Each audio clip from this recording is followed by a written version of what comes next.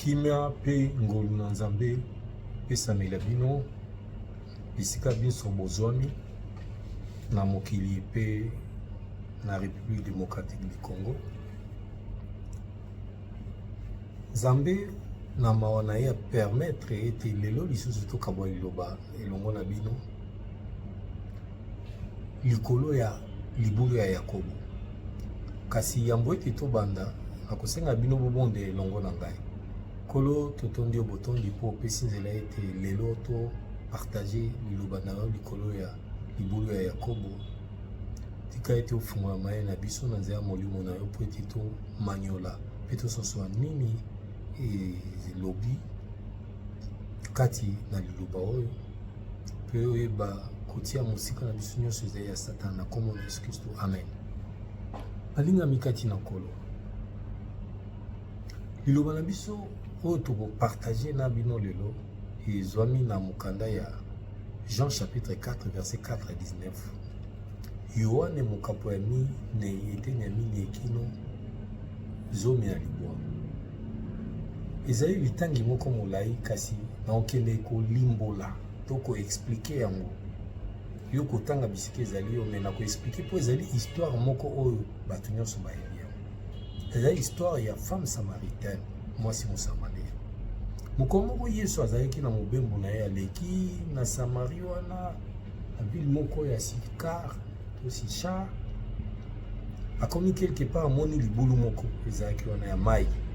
Libulu wana ya Jacob atikelaki mwana ye Joseph. Amoni mwasi moko ya Mosamaria aye mpona kotoka mai. Abisi mwasi ipesanga mai parce que azali kozela baiko na ye bakendaki na ville mpona kosomba biloko ya kolia. Alembaki na mobembo na ye mwasi wana abime. Biso na bino toyokanaka te.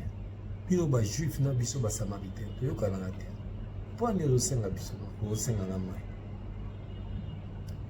Yesu ayanoli ya bimwasi soko yebaka likabo na Nzambe pe moto aza kosenga o mai olingaki yondo osenga ye kutu mai pe anga pe so mai ya bomo oyo soko omeli yango okoyoka ezoposa ya mai te pe okoya esu kotoka awa te. Mwasi wana akambi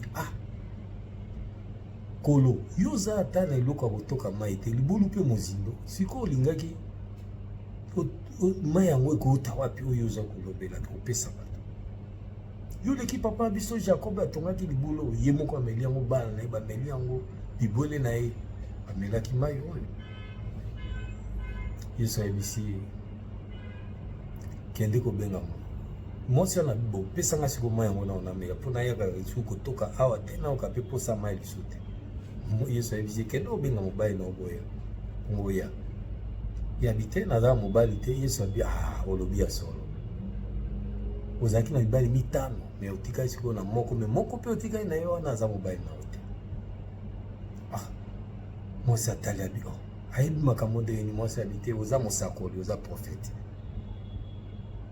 me likambo elingi koloba nini ndeko yebaki makambo nyonso ekomai na Biblia ya kala ezalaki nde baimage to bililingi ya makambo esengelaki esalama mpe tozali kovivre lelo oyo.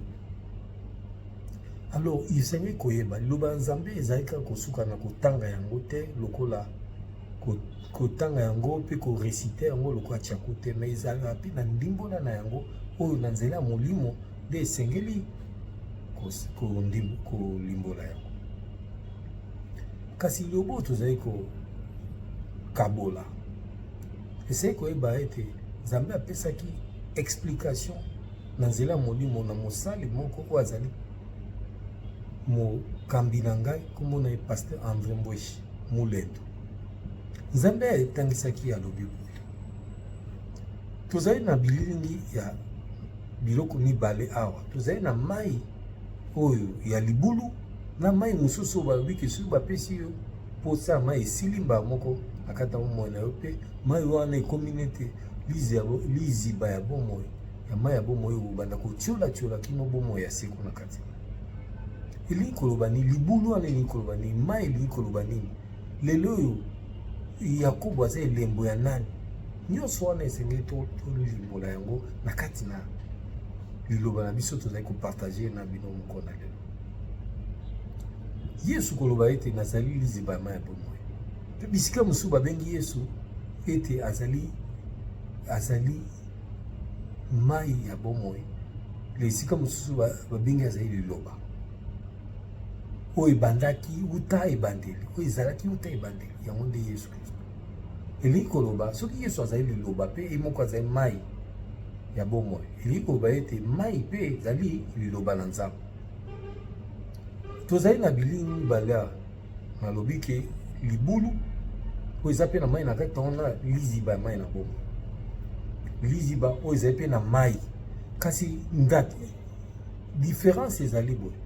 Na source d'eau vive mai etiolaka etelemaka te, me na kati na libulu ya mai puis mai etelema bisika moko, mpe soki mbula ebeti ebebisi mai wana libulu. Mpe soki ozomelamela yango okokoma na mpasi na libumu banyama monabo. Me mai ya bomoi ya liziba ya bomoi eza mai moko peto, soki omeli yango okoyoka mpasi na libumu te, mpe mai wana etelemaka te, etiolaka ntango nyonso. Elingi koloba nini? Tozali liboso ya nini wana puis wana to libulu ya mai wana eza elilingi nde ya eglize. Na eglize oyo bato batongi yango na baposa na bango mpona libota na ye, mpo amilesa, mpo alesa libota na ye, mpona libenga na ye, poshe na ye, mpona libumu na ye. Ezali Nzambe nde moto apesi ye ordre te, alobeli ete ketonga eglize wana sala liziba ya bomoi wana. Ezali mpe elingi ya eglize, kasi eglize oyo Nzambe moko nde moto apesi lotomo ete etongama. Kasi kuna na kati ezali mpe na liloba eza koteyama, me liloba ezoteyama kuna bisika Nzambe nde apesi ordre ete etongama, eglize wana etongama. Liloba ezoteyama kuna eza na limite te. Me na kati na eglize oyo bato nde batongi yango, to moto atongi mpona baposa na ye, mpo pasi ekomi na mboka, misala eza pasi mpona kozwa misala nasala eglize, mpo eglize ekomi business, mimbongo mikolo ezokotisa mbongo na banda kobimisa bisakoli ya lokuta mpo nalia bato bambongo tusa. Kuna mpe okokuta liloba na Nzambe oyo monaki mai wana, oza komona mai eza na libulu. Me na kati na libulu wana ya mai, libulu eza na limite. Elingi kobai na kati na baeglize wana liloba ya Nzambe eza koteyama kuna eza limité. C'est-à-dire que makambo mosusu bateyaka, mosusu bateyaka te. Soki bainvite paster mosusu ya koteya, obandi koteya makambo ya bomoi ya seko, kobanga Nzambe bona boye, kanda na Nzambe, babitete te wana bateya yango te. Mpo ani mpo baza na bandimi moko oyo baza neti badonateur bao bafulaka paster na bambongo eglize, basoutenaka eglize.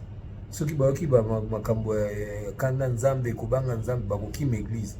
Yango wana batia ndelo, makambo mosusu kuna bateyaka te. Makambo mosusu kuna soki oteyi babengani yo. Mpe na kati na mangomba wana liloba ya Nzambe eza na makoki ya kotransforme vie ya bato te. Pourquoi? Parce que ça liloba moko peto te, ce n'est pas une parole pure, c'est pas une eau pure. Lokwa mai ya source. Oyango wana omoni mwana mwasi wana bazoyebisa ye ke benga mobali no abike nazalaki na bo Yesu akundoliki azalaki na mibali 5 tout ça bisika. Mais mwasi wana omona so continue na chapitre wana 4 kote mosusu azobeta tole pa Yesu ke biso bisika kosambeleza awa na Samarie na ngombo oyo ozobake bisika osala nde na Jérusalem bona boye biso bapapa na biso bangumami ya Nzambe, bangumami na Nzambe awa na montagne oyo na ngomba oyo yozobake ifo kuna. Yesu ayebisi bingonga ezali koya oyo bakozali so na bosenga komakeli kwa bangomba oyo te mpona kosambela Nzambe. Me bangumbameli ya solo ya Nzambe, bakongumbameli ya Nzambe kati na molimo mpe kati na solo. Bisika Nzambe aza te wana, bisika batonga baeglize na mayele na bango mpona bainteret na bango, bafaux pasteur. Okuta kuna bazoteya liloba Nzambe eza capable de transformer vie ya bato te. Pasteur ye mo aza na ekobo, aza milangwa masanga, omona mutaka ye na bareseaux sociaux tout ça, azoleka na télévision azomema masanga bi aza hypocrite te tout ça. To okuta kuna baza na confusion ya parole, po baza na révélation ya liloba na Nzambe te.